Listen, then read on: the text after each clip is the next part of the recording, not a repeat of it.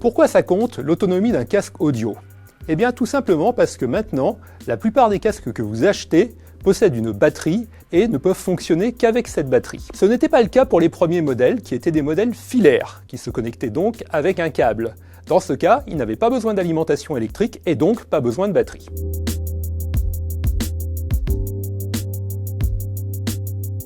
Avec l'arrivée des modèles Bluetooth, la donne a totalement changé puisque, à cause de cette interface, il faut forcément une alimentation électrique et donc forcément une batterie. Cela est d'autant plus vrai pour les modèles dits True Wireless, qui sont composés de deux écouteurs totalement séparés et qui utilisent deux interfaces Bluetooth.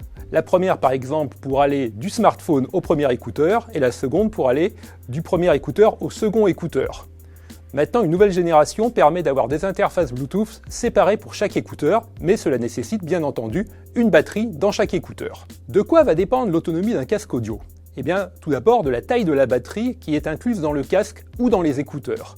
Bien entendu, un gros casque audio aura une batterie plus grosse que des petits écouteurs qui vous rentrent dans les oreilles. Ensuite, l'autonomie va dépendre du volume d'écoute.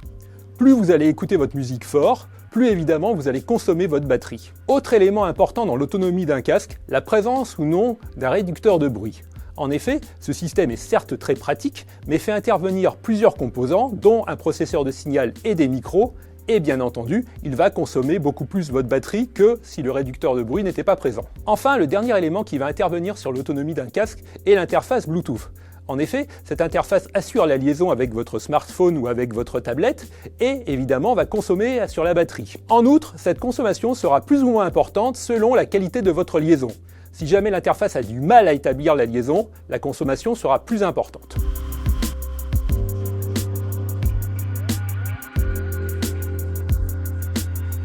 Pour effectuer nos mesures d'autonomie, nous chargeons d'abord totalement le casque. Puis, nous lui envoyons de la musique et nous le laissons fonctionner jusqu'à ce que la batterie soit épuisée. Afin de ne pas rester à surveiller le casque, nous enregistrons le son qu'il émet et nous allons ensuite pouvoir regarder sur le fichier audio à quel moment le casque a cessé d'émettre du son. Pour les casques avec réduction de bruit, nous mesurons deux autonomies. La première avec le réducteur de bruit activé et la seconde sans le réducteur de bruit. Enfin, nous séparons les autonomies des casques et des écouteurs. Pourquoi? Parce que ces deux types d'appareils n'ont pas du tout les mêmes ordres de grandeur d'autonomie, et donc il serait difficile d'établir des comparaisons.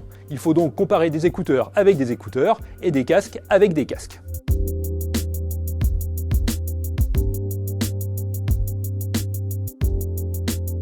Pour bien choisir votre casque audio, il faut d'abord savoir que les indications faites par le constructeur sont forcément optimales.